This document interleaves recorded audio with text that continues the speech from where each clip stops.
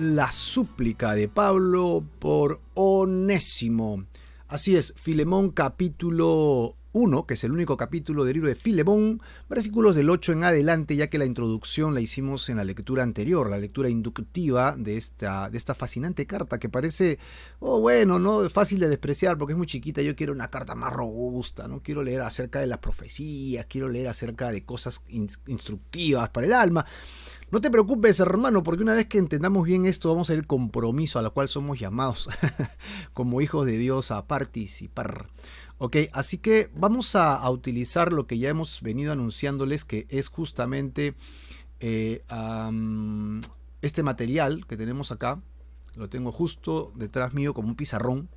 Y este material pertenece al llamado Proyecto Biblia, ¿no? Proyecto Biblia, acá está. Este que está acá. Así que busca esta información en internet, en YouTube. Hay bastante material interesante para poder usarla, ¿no? Y si quieres este material, yo ya lo descargué, así que me lo pides aquí en el chat y yo te lo envío a tu WhatsApp. Mándame tu número nada más y te lo envío para que lo puedas revisar. Es un JPG, es una imagen como una foto, y pues la puedes agrandar o achicar en tu celular, y es muy útil para que repases el esquema, ¿no? El esquema de lo que habla la carta.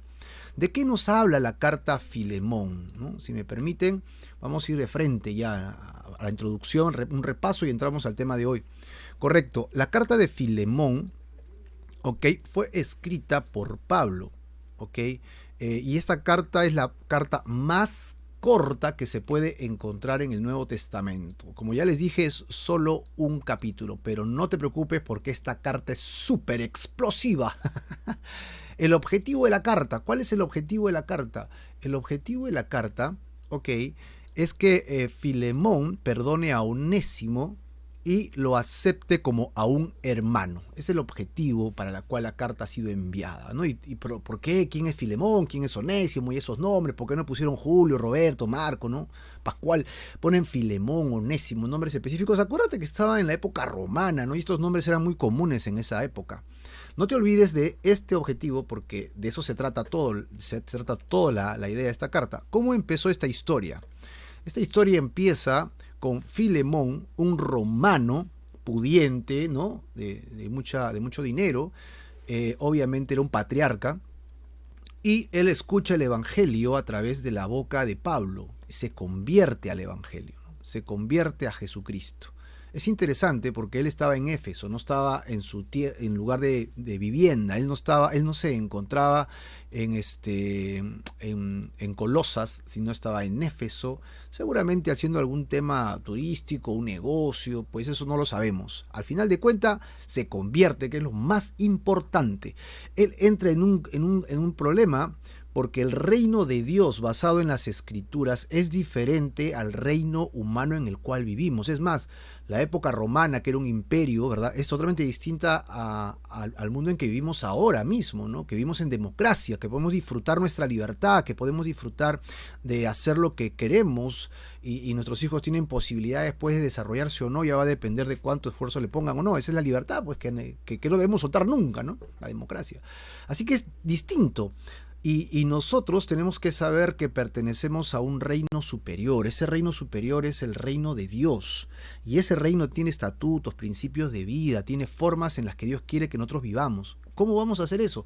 Ahí no hay democracia. En el reino de Dios es una teocracia, gobierno de Dios, teocracia. Por lo tanto, Dios gobernando y nosotros somos esclavos.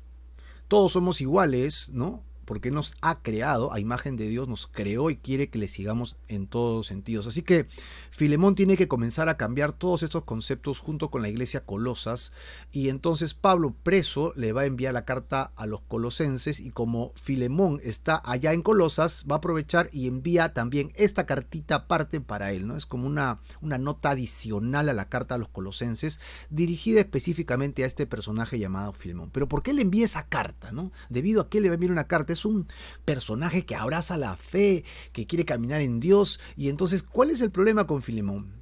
Vamos a ver que cuando él llega a Colosas, se encuentra con Epafras. Epafras era un servidor de Pablo, alguien que servía, ahora lo vamos a ver al final de la carta, que era alguien que era útil para el ministerio con Pablo, ¿no? Muy bien, Juan Morán, me estás pidiendo el material, yo te lo envío. Si puedes, envíame tu WhatsApp para aquí mismo lo pones, sí, y o por interno me lo envías al Messenger, inmediatamente te enviamos el material hoy día. Ok, regresemos a Epafras. Epafras, entonces, que era un servidor de Pablo, llega a Colosas y se encuentra con Filemón y me dice, yo me convertí también, y sí, se juntan y abren una iglesia en la casa de Filemón. Obviamente, como patriarca, él tenía familia, hijos y tenía esclavos. La esclavitud en esa época era normal. Acuérdense que estamos hablando de un gobierno totalmente distinto al de ahora. Ahora hablar de esclavitud es uno, ¿qué? ¿Cómo es posible que la Biblia admita esclavitud? ¡Ey, un momentito! Esas personas vivían en ese sistema y Dios, ¿no?, va a imponer más bien su reino en medio de esa cultura. Eso es lo que va a pasar. Como Dios quiere imponer, y estoy hablando correctamente porque Él es Dios, Él impone, ¿no? Aún cuando Él impone lo hace con amor, ¿eh? Y es a nuestro favor, pero Él impone porque Él no pide por favor, Él es Dios, pues. Entonces Él impone que se haga a su manera. Y vamos a ver que esta carta es bastante ilustrativa con este tema de la esclavitud. Y ya pues, aquí tenemos al personaje en medio, ¿no? Aquí en medio tenemos un personaje que lava los pies, que es uno de los esclavos. Este esclavo es Onésimo. Y Onésimo, ¿no?, le hace algo contra su amo. ¿Cómo se llamaba el amo? Filemón, pues, ¿no?, el autor de esta carta.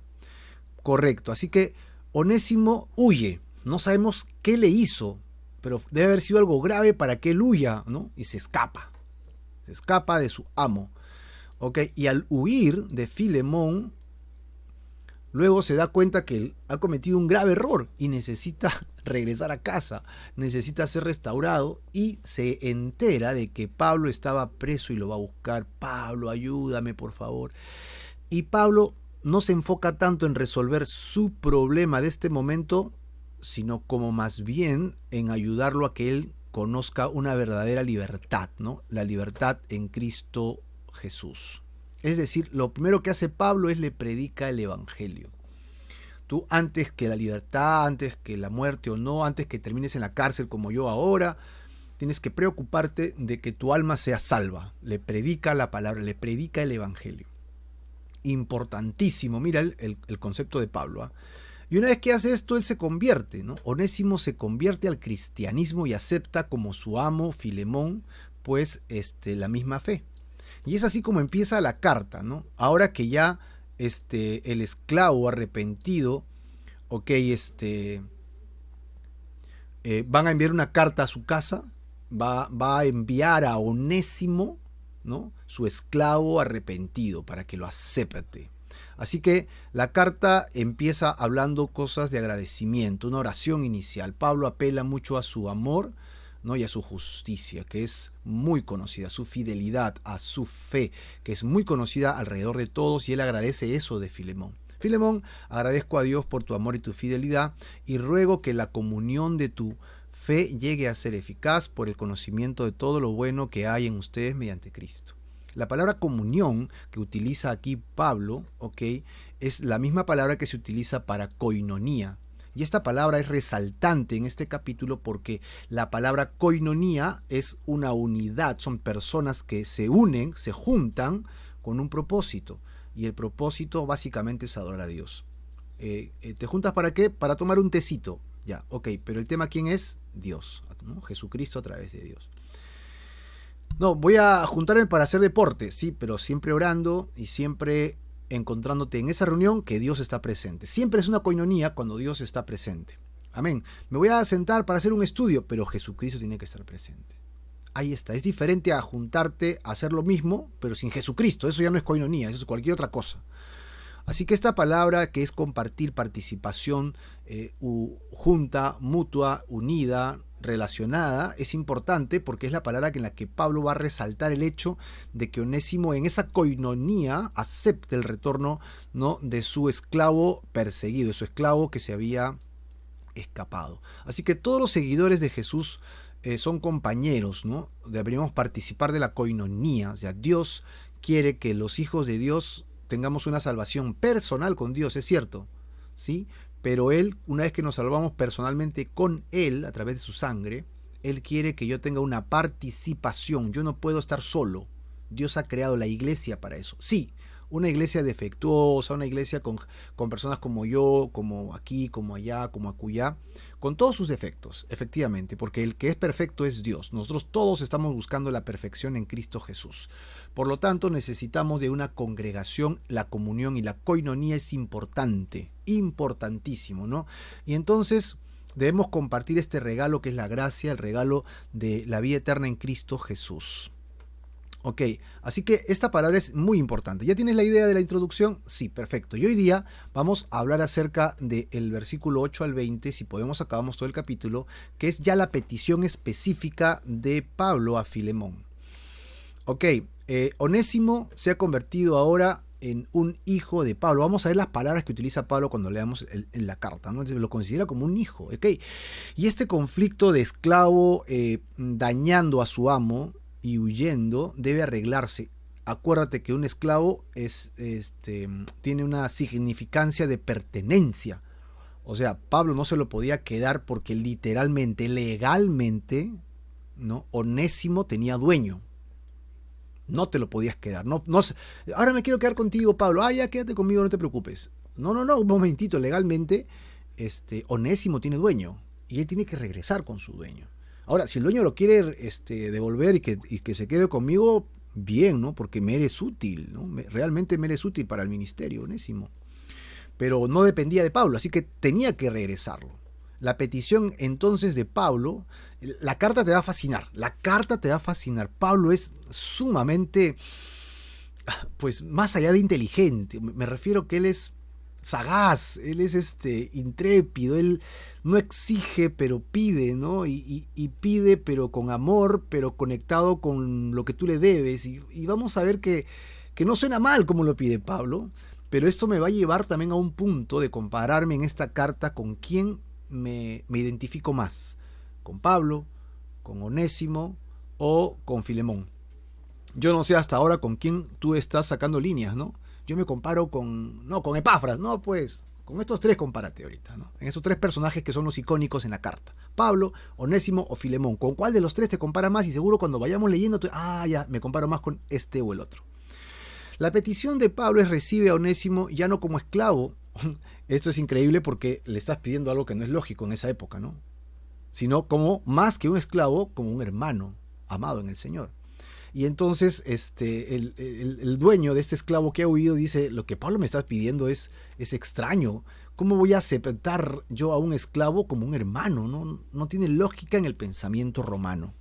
Como ahora no tendría lógica tal vez pensar en perdona al que te hizo daño, no importa si te robó, te maltrató, perdónalo, ¿no? Y recíbelo y ayúdalo. Suena difícil, pero más difícil aún cuando vemos que ha sido tu esclavo, ¿no? Que es lo complicado para Filemón. Entonces, ¿por qué debería Filemón hacer esto? Él le dice, si me tienes por compañero, ahí está la palabra koinonía, ¿no? Acepta a Onésimo como me aceptarías a mí. Y si te ha perjudicado en alguna forma o te debe algo, entonces yo lo voy a pagar. Entonces, mira el cuadro que te coloco aquí, ¿no? Justamente detrás. Es alucinante. Esta es la única carta en la que no encuentro a Pablo hablando de Jesucristo. Es la única carta en la que no encuentro a Pablo predicando de Jesucristo, hablando de redención, salvación, justificación, vida eterna, milenio, resurrección, bautizo. No encuentro nada. ¿Y sabes por qué no encuentro nada? Porque esta carta es totalmente envuelta del Evangelio en la que Pablo mismo está encarnando una posición de redención. O sea, Pablo estaba practicando su fe. Y esta carta tal vez no tenía la intención de que llegara a nuestras manos hoy día después de 2000 años. Solamente era una exhortación de amor basado en su fe y en su cristianismo auténtico, real de Pablo por actuar. ¿Qué estaba haciendo Pablo? Mira, él te ha defraudado, tú has sido agredido, pero yo estoy en el medio y yo quiero que ustedes se reconcilien. Yo quiero que lo recibas como un hermano y él no te puede pagar, yo te voy a pagar. Así como Jesucristo pagó por nosotros. Y acá están los tres personajes que te decía, ¿no? Pablo en el medio, justificando el pago del otro, del esclavo, Onésimo, y restaurándolo con el hermano ofendido, que en este caso es Filemón. Pues, ¿con cuál te identificas? ¿Con cuál de los tres personajes? ¿Eres bien Paulino, ¿no? ¿O eres Filemón, que siempre estás trabajando y haces las cosas bien y encima te pagan mal por bien y tú no sabes qué hacer? ¿O eres como Onésimo, que pues eres bueno, pero siempre haces lo malo y te escapas y no te va bien y te arrepientes y regresas? No sé, vamos a dejarlo ahí por ahora, ¿no? Vamos a dejarlo ahí por ahora.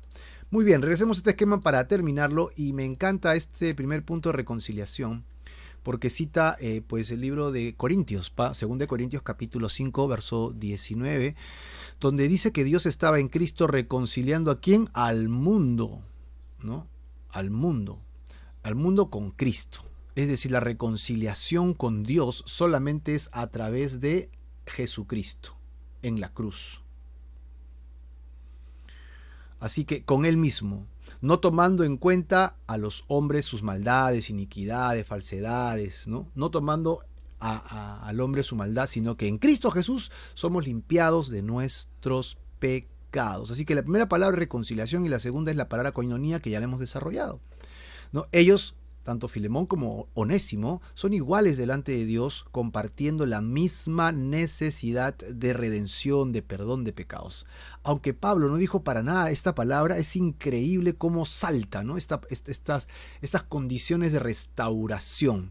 Así que al pie de la cruz, con la tumba vacía, no hay amo ni esclavo, no hay griego ni gentil. Es decir, no hay mayor ni menor, no hay, él es más inteligente que yo, bueno, él es más capaz que yo, él tiene más talentos que yo, y nos podemos comparar unos con otros y decir, él merece el cielo, pues yo no lo merezco el cielo. O tal vez eres demasiado espiritual y dices, yo merezco el cielo porque yo ayudo a todo el mundo. O tal vez seas tan pecador que confieses y digas, no, yo no merezco ir al cielo, ¿no? Qué pena, ¿no?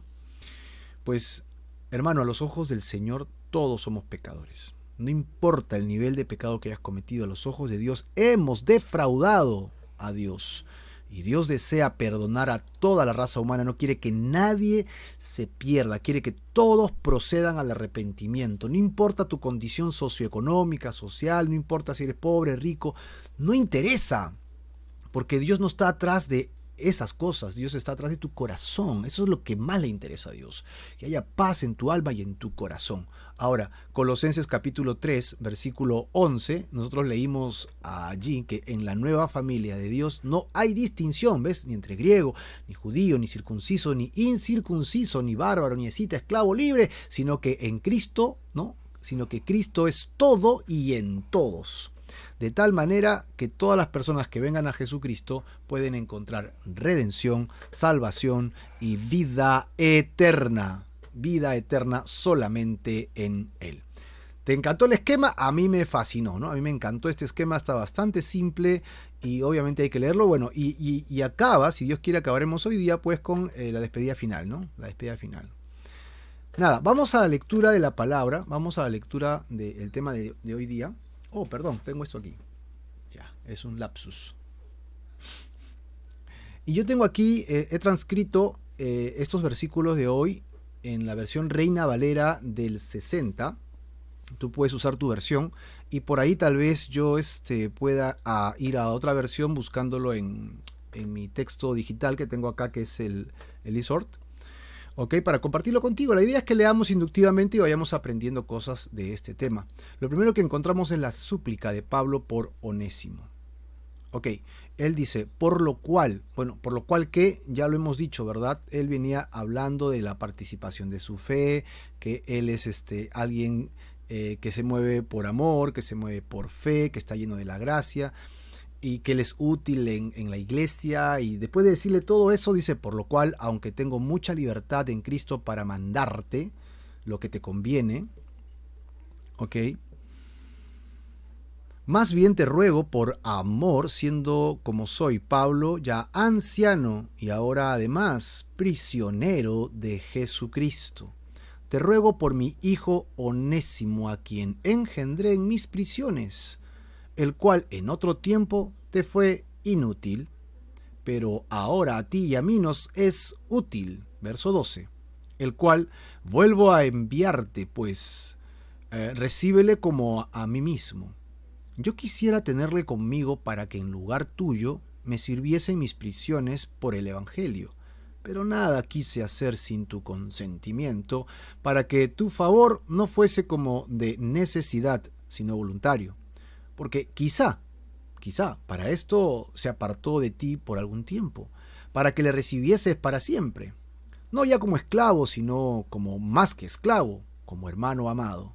Mayormente para mí, pero cuanto más para ti, tanto en la carne como en el Señor. Así que, si me tienes por compañero, recíbele como a mí mismo. Y si en algo te dañó o te debe, ponlo a mi cuenta. Yo, Pablo, lo escribo de mi mano, yo lo pagaré, por no decirte que aún tú mismo te me debes también.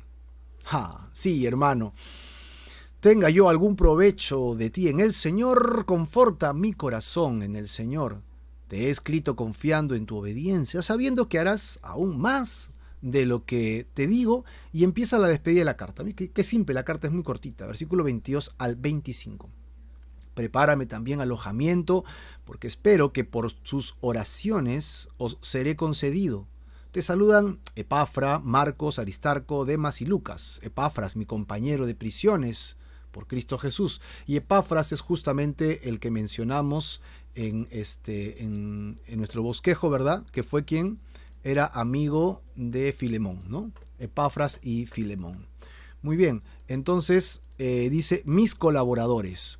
La gracia de nuestro Señor Jesucristo sea con ustedes. Amén. Pues amén es así sea, ¿no? Así sea. Perfecto. Creo que tienes la idea de la lectura de toda esta carta. Por lo menos de lo que viene diciendo. Ya hemos hecho pues la introducción, el esquema y ahora esto ya. Creo que lo tienes bastante claro. Ahora vamos a ir paso a paso, ¿no? Vamos a ir paso a paso para que podamos sacarle mayor provecho y jugo a la lectura. Dice acá, versículo 8. Yo tengo libertad, mucha libertad, dice Pablo, en Cristo para mandarte. ¿Por qué tiene libertad Pablo para mandarle? Y en todo caso, si la tiene, ¿por qué no se lo manda, no? ¿Sabes qué? Acortemos esto, ¿no? Hagámoslo más simple. ¿Sabes qué? Yo me quedo con Onésimo y se acabó. Ya está. Yo tengo la libertad de hacer eso, es lo que le dice Pablo. Y eso es conveniente porque me es útil, ya lo leímos. Onésimo realmente ahora se ha convertido en mi hijo, como Timoteo, ¿no? Que es su hijo espiritual. Y entonces él tiene esta libertad porque es el hombre que Dios está utilizando en el ministerio para compartir el evangelio del reino, levantar líderes para que hagan lo mismo, y luego se va a otro lugar, y ese costo de servicio es el costo de su propia vida. O sea, Pablo no está guardando algo para sí, sacando provecho de nada. Él está haciendo todo esto por amor a Jesucristo y en obediencia al mandato de Dios. Así que se podría decir que a pesar del mal carácter de Pablo, a pesar de las dificultades que Pablo podría enfrentar por sus necedades a veces, era alguien que estaba sirviendo a Dios. Esto es tremendo, ¿ah? Por lo tanto, él le puede decir, este hombre me es útil para que yo pueda a hacer crecer mejor el reino de Dios. Así que por favor, no discutamos el asunto, dime que sí y ya. Firma los papeles nomás. Pablo dice que él tenía la capacidad de hacer eso. Sin embargo, versículo 9, más bien, y dice la palabra interesante, ¿eh? Te ruego por amor. Es decir, Pablo no hacía uso de esa autoridad a pesar de que la tenía, sino que seguía bajando a un nivel de hermano a hermano. O sea, yo tengo una autoridad espiritual sobre ti, pero yo no voy a usarla. Yo voy a apelar a ti como un hermano habla a su otro hermano, ¿no? Eso es, te ruego por amor, siendo como soy, ¿ok? Siendo como soy. Pablo, yo anciano y ahora además prisionero de Jesucristo. Es decir, Pablo ya había ganado la experiencia del ministerio. Se ha dado cuenta que cuando algo se impone, cuando algo se reglamenta, cuando algo se restringe o se ponen límites a la fuerza y por obligación, honestamente tienes resultados al comienzo, pero a largo plazo la gente no puede vivir en opresión. El ser humano está acostumbrado, ha sido creado en la libertad, en el libre albedrío, para que tome decisiones, sus decisiones. No funciona la opresión. Un tiempo puede funcionar, algunos sacan provecho de eso, pero nosotros oremos para que no haya opresión. Entonces Pablo no le va a exigir. Pablo ha entendido que es mejor que cuando la gente hace algo lo haga por amor. Sí, que lo haga en esa calidad, por amor. Por eso le dice, te ruego, ¿no? Te suplico que lo hagas por amor. Y luego le dice, mira cómo soy yo, mira lo que estoy haciendo. ¿Qué estoy? Ya estoy viejito, ya no estoy para estos trotes. Esos trotes de, mira, quiero. No, ya entendí que la cosa es por amor, así que yo no voy a exigir. Ya soy un hombre de experiencia, anciano, no por la calidad de autoridad como un anciano de la congregación, sino literalmente un anciano, un viejito, ¿no? Ya estoy viejo, ya soy un hombre de edad, ya soy un hombre de peso. Entonces yo no estoy para estos trotes. Yo necesito esto, pero yo lo voy a dejar a tu criterio. Y ahora además de eso, súmale, pues si está viejito Pablo, imagínate, ¿no? Está en la cárcel. Y habíamos hablado acerca de este tipo de cárcel, ¿no? Esta cárcel por causa de Cristo. Ojo, que cuando hay persecución, los cristianos que vivimos acá en este lado más occidental, tenemos un problema con el concepto de persecución, cuando en realidad la persecución del cristiano todavía no empieza, ¿no?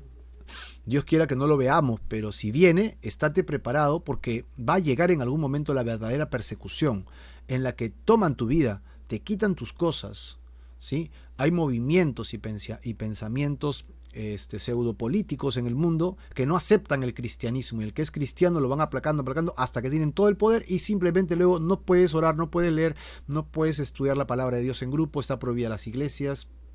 Pero mira Cuba, ¿no?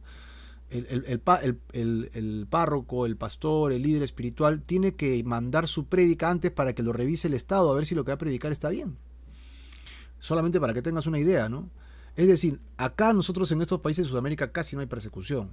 A veces dices, en mi trabajo no me hablan, mis amigos, hay persecución, me tratan mal. Sí, pues es un nivel de persecución, pero no es la gran persecución. ¿Ok? Y Pablo estaba preso justamente por la persecución. Él estaba haciendo el llamado, cumpliendo su cometido, y estaba pagando el precio de predicar el Evangelio de Cristo. Hermanos, yo quiero entender de que tú y yo buscamos a Dios. Yo confío de que estás buscando de todo corazón al Señor, pero estate preparado porque en algún momento tendrás que elegir entre Jesucristo y tus amigos, entre Jesucristo y mantener un trabajo, entre Jesucristo y no perder las amistades o familiares. Va a haber el momento en que vas a tener que tomar una decisión como esa. Pablo la había tomado abiertamente y él estaba resuelto a llevar el Evangelio porque pobre de mí, ¿no? Si no predico el Evangelio, decía Pablo. Versículo 10. Bajo esta condición, entonces le ruega en amor que por su hijo Onésimo, y mira la segunda palabra, engendré en mis prisiones. Bueno, debido a estas palabras de Pablo que encontramos en el Nuevo Testamento, es que muchas personas cuando le predican a otra persona y esa persona se convierte, entre comillas, ¿okay? Esta persona se convierte en su hijo espiritual. Si tú le estás predicando, hermana, le predicas a una persona en la calle y se convierte, o a un primo, prima, qué sé yo, espiritualmente hablando es como tu hija espiritual, tu hijo espiritual, y tú a un hijo no lo abandonas. Tienes que darle de comer, tienes que alimentarlo, hacerlo crecer espiritualmente. Y esto es lo que había hecho Pablo con Onésimo. Onésimo tuvo que ir, recibir instrucción, dedicación, tenía que cambiar pensamientos de esclavo, pensamientos de su vida regular, y decirle, esto es el reino de Dios, así se comporta un cristiano, así hay que hacer, así y así. Wow. Así que Pablo se tomó buen tiempo con Onésimo para instruirlo y criarlo espiritualmente. Y cuando dice engendré, es que las mujeres saben mejor que los hombres este tema, es que cuando tú engendras, hay un gran dolor, ¿no? Algo sucede en tu cuerpo. No puedo imaginarlo. O sea, yo escucho los comentarios que ustedes dicen, señoras, pero yo no me puedo imaginar qué es realmente dar a luz, ¿no? Debe ser desgarrador, doloroso, como ustedes comentan. Pues él sintió esto por Onésimo. Un dar a luz por él. ¿Cómo habrá sido esas circunstancias con Onésimo? Ver sus llantos, sus angustias, sus temores, ¿no? Y escucharlo y orar con él y estar tiempo con él y abrir la Biblia con él no debe haber sido nada fácil. Las palabras que utiliza acá son muy entrañables. Hijo, engendré. El cual en otro tiempo... ¡Ey! Un momentito. Yo me fui a buscar qué significa la palabra Onésimo ¿no? Y me fue muy útil irme a una versión en la Biblia. ¿Qué versículo es? Es el versículo 10, ¿verdad? Te ruego por mi hijo Onésimo. Sí, acá lo tengo. Mira, ve conmigo un ratito al versículo 10. Y yo me fui al griego. ¿Sí? Si vas conmigo, espero no confundirte con estas cosas. Pues acá dice Filemón 1.10 y hay la letra, por ejemplo, Onésimo, aquí. Y luego ves un numerito, ¿verdad? En este color que está acá, G. Y este G significa que es el griego y lo han codificado. Esto está en un diccionario al cual voy a ir ahorita. ¿Qué número es? 3682. Aquí está, 3682. Onésimo. Mira lo que dice de Onésimo. Significa útil. Y a Pablo le encanta usar estas cosas. Yo no sé por qué a Pablo siempre le encanta hacer estas cosas. Útil y provechoso, ¿no? Onésimo. Un cristiano onésimo. Recuérdalo, entonces, onésimo, ¿qué significa? Útil. Hoy día has aprendido una palabra del griego, ¿no? Que es útil. Voy a regresar a mi versión Reina Valera para que lo tengamos normal. Bueno, regresemos aquí. ¿Por qué dije esto? Porque te ruego por mi hijo, versículo 10 y lo vuelvo a leer. Te ruego por mi hijo, ¿qué significa onésimo? Útil, ¿no? Te ruego por mi hijo útil, ahí está. Lo estás leyendo conmigo. Te ruego por mi hijo útil. Ahora, mira versículo 11. El cual, mi hijo útil, en otro tiempo te fue, ¿qué? Inútil. Pablo está haciendo un juego de palabras. Yo no sé si adrede o no, ok, pero dice, te ruego por mi hijo útil, que en otro tiempo te fue inútil, pero que ahora a los dos, a ti y a mí, nos es otra vez que útil. Eso es. Pablo está haciendo como una especie de juego de palabras, diciéndole, mira, para que recuerdes este refrán. ¿Él qué cosa era? Él era útil, pero se hizo inútil. Y ahora, que ya es creyente, ya no solamente te es útil a ti, sino que también me es útil a mí. Ahora es muy, muy necesario, ¿no? El cual vuelvo a enviarte. Tú pues recíbele como a mí mismo. Ahora, está poniendo a Onésimo al nivel de Pablo y tanto Filemón como Pafras, ¿verdad? Y como otros hermanos veían a Pablo como un padre espiritual y le está diciendo recíbelo como si yo fuera el que está llegando. A ese nivel quiero que lo recibas. Es decir, tú debes estar con mucha ira, con mucha cólera montada con este muchacho, pero quiero que lo consideres. Versículo 13. Yo quisiera que se quede conmigo. Mira la palabra, retenerle conmigo. ¿Para qué? Ahora, ¿para qué se quiere quedar con él? ¿No? Yo quiero que se quede conmigo porque en lugar tuyo, él me es útil, me sirve. Ok, tú me sirves para que el reino de Dios pueda seguir adelante. Tú ayudas, abres tu casa, tú puedes ministrar a las personas, oras por ellos, ¿de acuerdo? Ahorita estamos lejos, yo estoy preso y este muchacho me es muy útil, tan útil como lo eres tú. Me es útil en mis prisiones y dice por el evangelio. Ojo que Pablo no está buscando un esclavo personal, no está hablando que le regalen algo para él, él está pidiendo que lo ponga al servicio del evangelio y Pablo, que sirve el evangelio, okay, le sería un compañero ideal para que puedan llevar la palabra de Dios. Ahora, Pablo va a apelar al concepto de Filemón, ¿no? A la propiedad de Filemón. Pero nada quise hacer sin tu consentimiento para que tu favor no fuese como de necesidad, sino voluntario. Mira las palabras de Pablo, ¿no? Pablo es bien mosca. Pablo es recontra hábil con las palabras. Ok, es tuyo, te lo devuelvo, ¿sí? Yo sí lo necesito y si me lo quieres dar, está bien. ¿No? Está bien. Versículo 15. Y luego le dice el motivo espiritual por el cual tal vez este muchacho, Filemón, haya hecho lo que hizo, sin saberlo, ¿no? Todas las cosas a los que aman a Dios, dice la Biblia, nos ayudan a bien, hasta nuestros errores, vamos aprendiendo de ellos, pero es conforme al propósito por el cual tú has sido llamado. Eso es lo que dice la Biblia. Tú y yo pasamos por muchas cosas, pero todo tiene un propósito. Recuerda, estamos en entrenamiento, nos estamos capacitando para la eternidad. Y todo lo que hagamos nos va a servir para la eternidad, en el día de la resurrección con el Señor Jesús. Así que tú y yo vamos a ser bien utilizados. Déjate utilizar por Dios, no importa las necesidades. Verso 15. porque quizá para esto se apartó de ti por algún tiempo, para que le recibieses para siempre, pero ya no como esclavo, ¿viste? Sino más que un esclavo, ¿no? Ya alguien que es un liberto, como a un hermano, y no cualquiera, un hermano amado. Y este es un hermano amado mayormente para mí, dice Pablo. Yo he aprendido a amar a este muchacho que es como un hijo para mí. ¿Cuánto más para ti que ha nacido en tu casa, que es tu esclavo personal, ¿no? Tanto en la carne como en el Señor. Y acá me tengo que detener un ratito para de repente dar una leída más clara. Cuando dice hermano en la carne como en el Señor, la idea es que nosotros tenemos familia, ¿no? Tenemos hermanos parentales, o sea, tengo mi hermano en la carne, pues.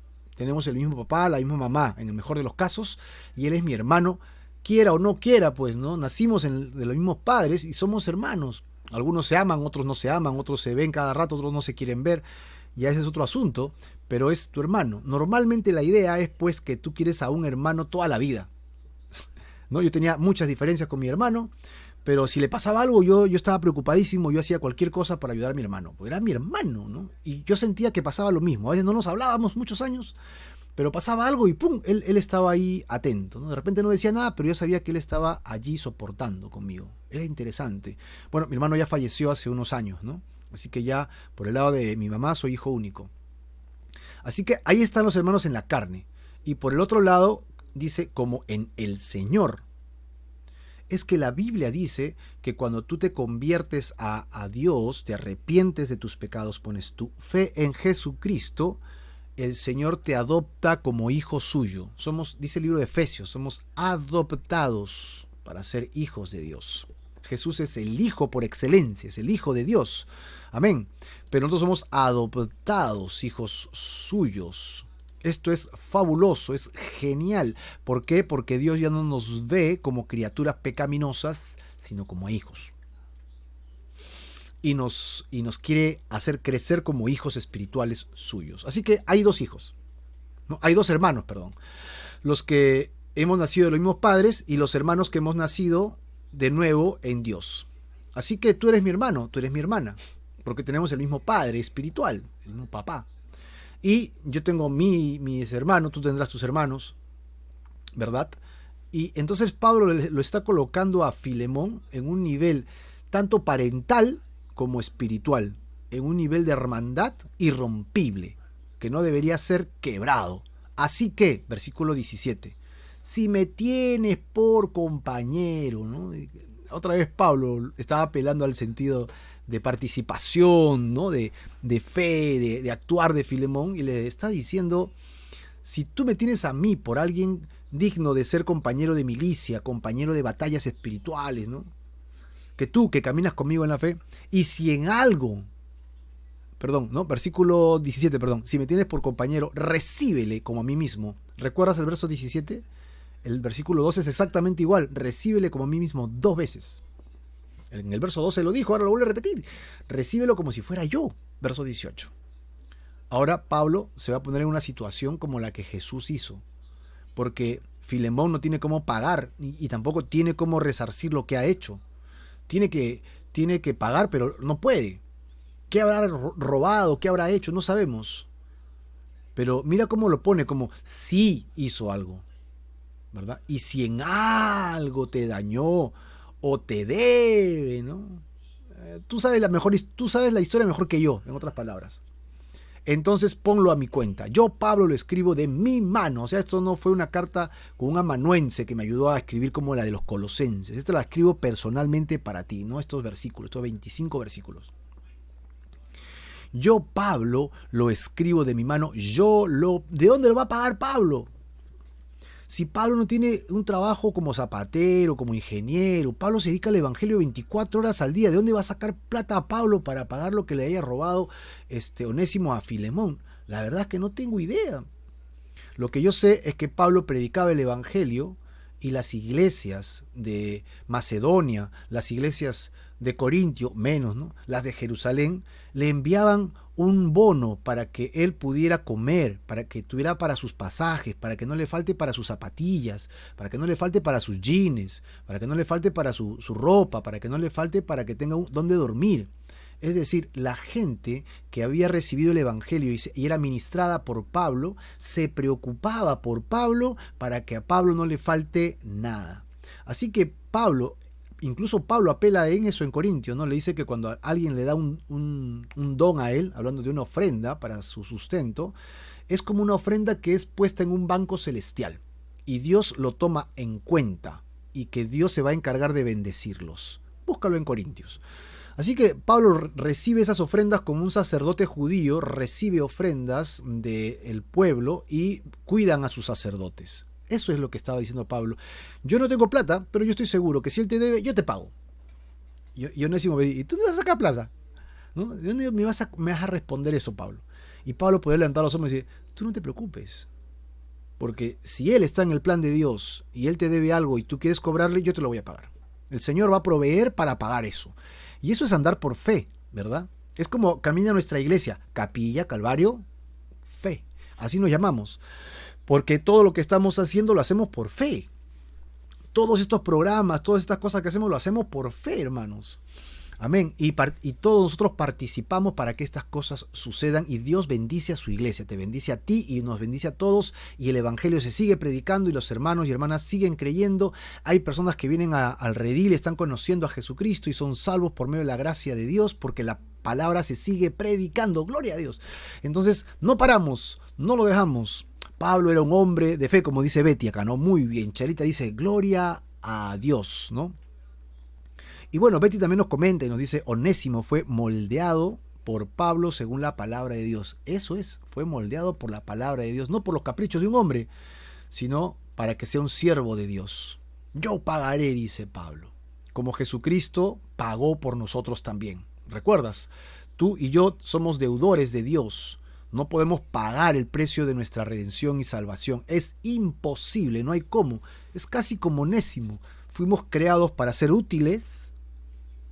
¿Pero qué hicimos? Nos volvimos inútiles a los ojos de Dios, porque nuestras obras son como trapo de inmundicia a sus ojos. Si no somos salvos, nuestras obras no sirven de nada, no salvan. Pero vino Jesucristo, paga el precio de mi maldad en la cruz, me rescata de mis pecados, basta que haya hecho una mentira en mi vida y estoy condenado a la muerte eterna. A los ojos de Dios ese es el valor de mi alma, ¿no? El peso es muy alto. Jesucristo viene y paga ese precio por mí en su amor, ¿no? Como Pablo está pagando, yo lo pago, dice. Y a partir de allí me vuelvo útil otra vez. ¿Pero para qué? Para el reino de Dios. ¿Estás entendiendo el mensaje de la carta? Es fascinante, es muy chiquita pero explosiva, es tremendo, es una carta pero realmente poderosa, poniéndolo a Pablo en el medio para que nosotros podamos entender el cuadro de lo importante que nosotros también deberíamos hacer por los demás hermanos en la fe. Versículo 20. Sí, hermano, tenga yo algún provecho de ti en el Señor, conforta mi corazón. Te escribo, ¿no? Te he escrito confiando en tu obediencia, sabiendo que harás aún más de lo que te pido. O sea, Pablo le dice, conforta mi corazón y yo sé que tú vas a hacer lo que necesito y aún más todavía, ¿no? Yo no me preocupo por eso. No te olvides, y si te debe algo, yo lo pago. Y luego llega la despedida, que es muy simple y creo que la vamos a leer de una vez, con la cual terminaríamos esta preciosa, corta, pero tremenda carta, como leímos nosotros, que era una carta de decisión, ¿no? Una carta explosiva, una carta que realmente nos lleva a nosotros a reflexionar como quién seremos, como Pablo, como Filemón, como Onésimo. Yo me vengo comparando ya con Onésimo, ¿ah? No sé qué dirás tú, con quién te comparas, pero qué chévere. Veamos la despedida. Ahora, Pablo estaba seguro de que por las oraciones del pueblo iba a ser liberado, así que le dice, prepárame un cuartito cuando llegue para allá. Yo voy a ir a tu casa, ¿no? Y cuando llegue a Colosas, yo necesito donde dormir, así que por favor dame alojamiento. Pero mira cómo lo dice, verso 22, mejor leamos lo que él dice. Prepárame también alojamiento, porque espero que por vuestras o sus oraciones os seré concedido, o sea que podré llegar a ustedes.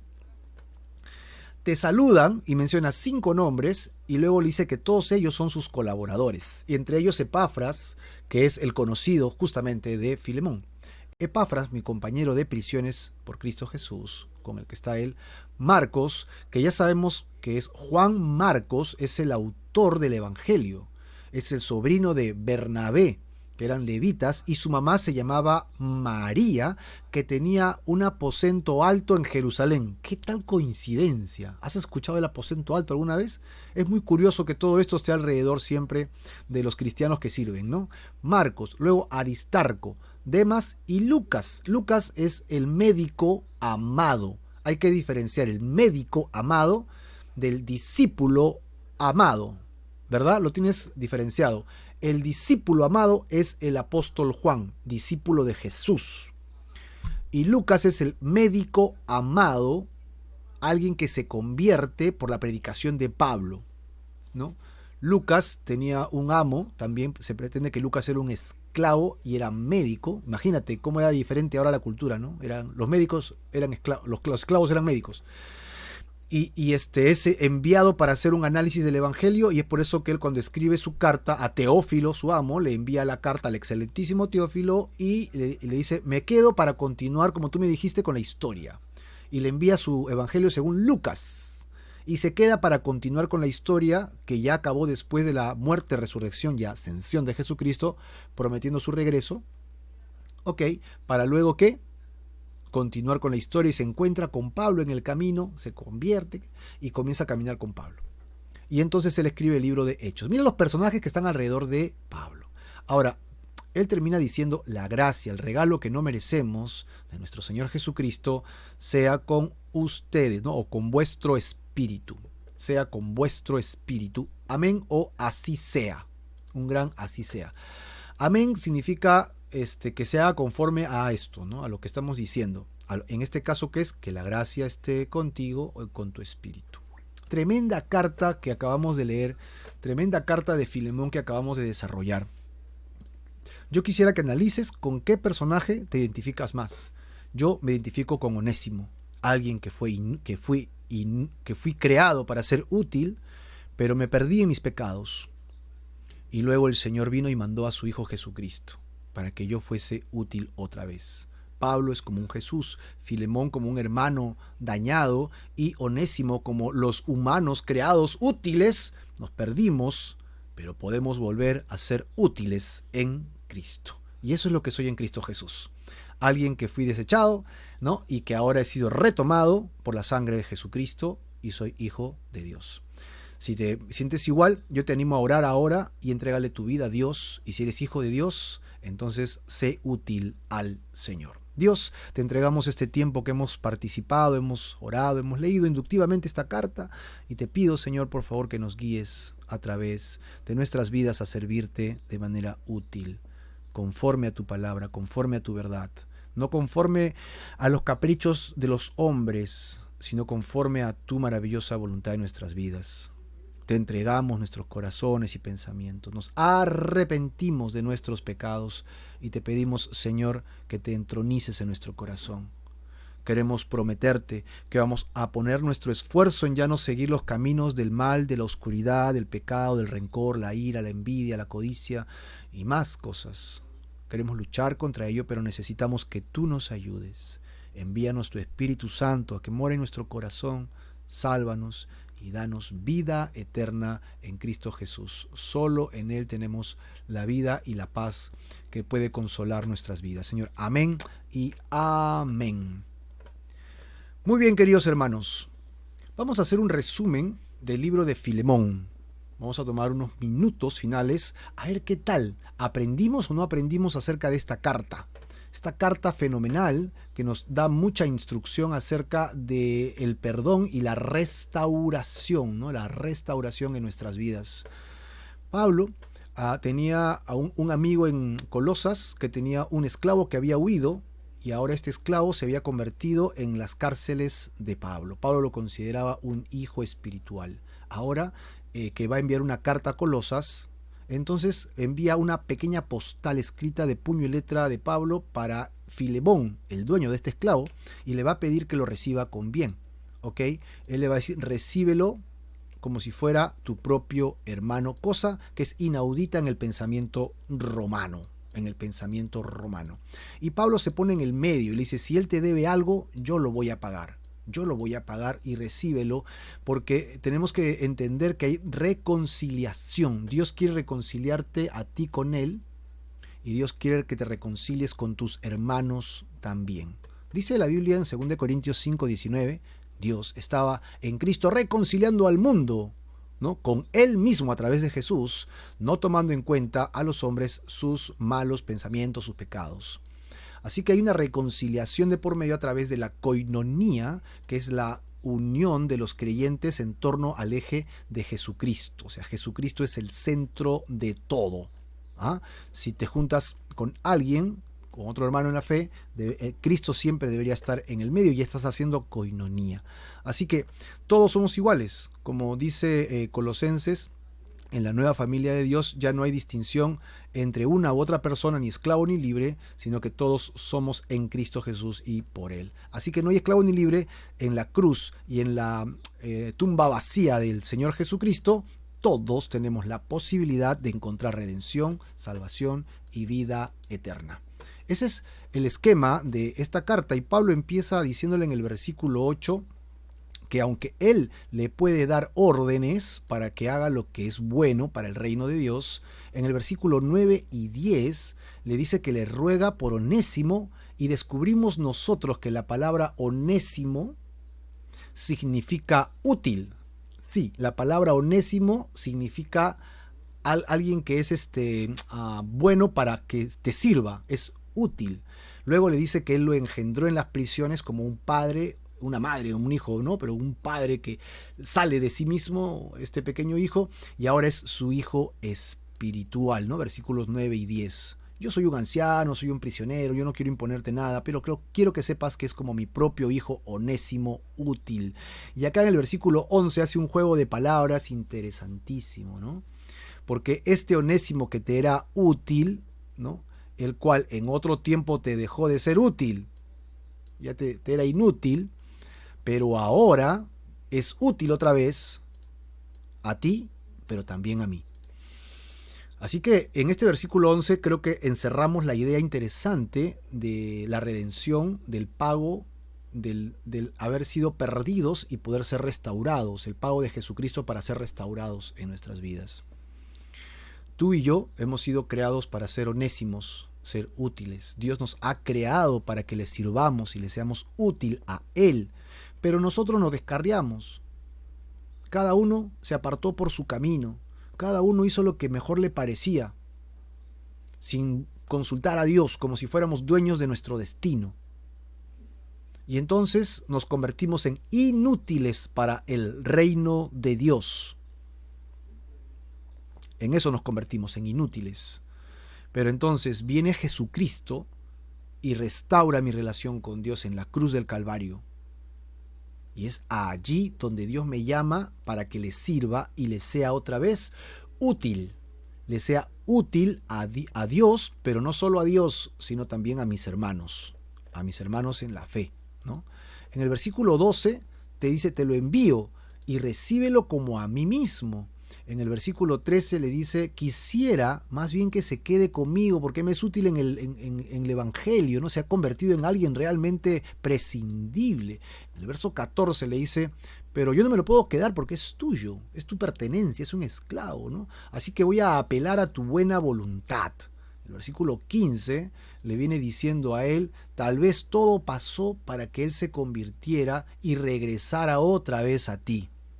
Pero ya no como esclavo ahora, sino mucho más que un esclavo, como tu hermano en dos aspectos, como si fueran hermano y hermana de padre y madre, ¿no? Hermanos en la carne, lo que se dice, o hermanos espirituales, porque yo me convierto al Señor, me arrepiento de mis pecados y pongo mi fe en la obra de Jesucristo, y ahí encuentro salvación y vida eterna, y entonces dice que Dios me adopta como hijo suyo, amén, y como hijo suyo yo vengo a ser hijo adoptado de Dios, y si tú has hecho lo mismo, también eres hijo adoptado de Dios, somos hijos de un mismo Padre, entonces tú y yo somos hermanos, ¿no? Por eso que en las iglesias nos llamamos hermanos.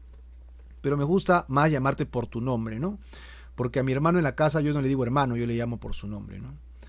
Dice, mayormente para mí es como mi hermano en estos aspectos, pero más para ti, pues, porque es alguien de tu casa, ¿no? Tanto en la carne como en el Señor. Versículo 17 dice, así que, ¿no? Recíbelo como si fuera yo, como lo dijo en el versículo 12, o sea, se lo repite 2 veces, ¿no? Y en el versículo 18 y 19 dice, si él te debe algo, mira, yo te lo voy a pagar. Y al final le dice, aunque tú eres el que me debes. Tú eres el que me debes a mí, ¿no? Yo te ayudé a que conozcas la salvación, tú eres alguien que ha conocido el servicio en el reino de Dios, y entonces tú me eres deudor. En ese sentido, soy como tu padre también. Sí, hermano, tengo yo algún provecho de ti en el Señor, conforta mi corazón, dice acá, ¿no? Así que, por favor, consuela mi corazón en este pedido, confío que vas a hacer mucho más de lo que te he pedido, y finalmente él se despide esperando alojarse en su casa cuando él sea liberado por las oraciones, confía que la oración es poderosa, y luego dice que lo saludan 5 hermanos que están con Pablo, Epafras, Marcos, Aristarco, Demas y Lucas, que son colaboradores y compañeros de Jesucristo, y un deseo de gracia de Dios en su corazón, en su espíritu. Nosotros habíamos descubierto, ¿no? De manera interesantísima que Pablo venía a ser como Jesús, que no predicó de Jesús en esta carta, pero actuó como Jesús actuaría. Filemón, que es un hermano que sirve, es el hermano dañado, ¿no? Es el hermano que ha sido afectado por el otro, y Onésimo es como tú y como yo, creados útiles. Nos perdimos y nos descarriamos, pero podemos volver a ser útiles si es que estamos en Cristo Jesús. Así que seamos onésimos, seamos útiles para Dios, para bendecir a Dios con nuestras vidas en el testimonio y bendecir a nuestros hermanos con nuestro servicio y con nuestro corazón. Vamos a orar finalmente para entregarle nuestra vida al Señor. Si tú has sido un Onésimo y te has desviado pero no has regresado a ser útil, hoy día es un buen día para que seas útil nuevamente a Dios. Lo que necesitas es arrepentirte de tus pecados, poner tu fe en Jesucristo y dejar que Él te salve. Hay 2 palabras que son importantísimas en esta relación. Una es fe y la otra es arrepentimiento. Arrepentirnos de nuestros pecados, dejar toda la maldad atrás y prometer al Señor ya no más vivir en el pecado y poner nuestra mira en las cosas de arriba, para obedecer la palabra de Dios y ser nuevamente, ¿qué cosa? Útiles a Dios, onésimos, para ser onésimos a Dios. ¿Quieres hacerlo? Pues pon tu fe en la obra de Jesucristo en la cruz. Él paga por tus pecados y tú eres libre de la culpa de tu pecado en la obra de Jesús en la cruz. Ahí se paga tu maldad y la mía. Y arrepentidos tenemos vida eterna. 2 palabras, fe y arrepentimiento. Por lo tanto, vamos a pedirle al Señor que suceda esto. Padre, te damos gracias por esta lectura que hemos tenido. Y te ruego por mis amistades, amigos, hermanos que están escuchando ahora mismo, para que tú los bendigas allí donde se encuentran. Y yo te suplico, Señor, que los llenes de tu gracia, de tu amor, de tu inmensa bondad. Y te suplico, Señor, que traigas bendición a sus vidas, salvación y vida eterna. Señor, ayúdanos a conocerte y a ser salvos. Nos arrepentimos de nuestros pecados, Señor, y te entregamos nuestras vidas a ti. Ponemos nuestra fe en la obra de Jesús en la cruz. Creemos que tú eres nuestro sustituto y pagas el precio de nuestra maldad. Alguien tiene que pagar y yo no puedo. Tú pagaste por mí. Te entrego mi vida y mi corazón y prometo servirte para siempre. Recíbeme como tu hijo, Señor, para siempre, y permíteme ser útil en el reino, en tu reino, en el nombre de Jesús. Amén y amén.